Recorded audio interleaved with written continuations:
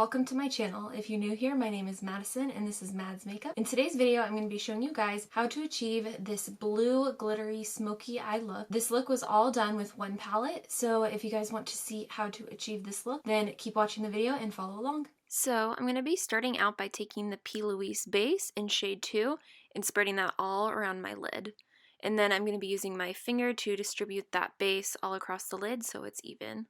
And then taking the June & Co. Beauty sponge to pounce that in. So now I'm taking the shade Show Off from the Vantage palette by In Love Cosmetics, and I'm just placing that shade all around my lid with a pretty densely packed brush. Now I'm taking the shade Tempura from the ABH Modern Renaissance palette and spreading that all around the lid so the base is not tacky and I can easily blend that blue shadow up into the lid area.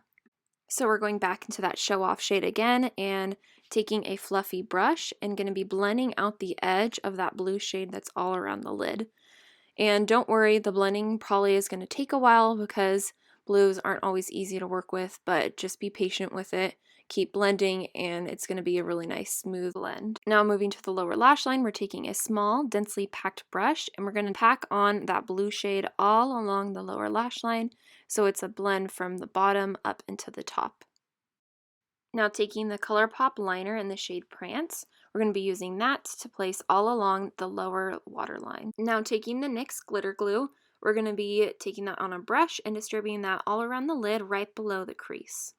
Now we're taking this blue Midas Cosmetics glitter in the shade Royalty, and we're going to be using that to place all around the lid. And this is a loose glitter, so it can get a little messy, so just be really slow with this and placing that all around the glue. Now to finish off this look, we're going to be taking Dear Katie Brown glitter in shade Relic, placing that in the inner corner, adding some lashes and liner, and finishing the look.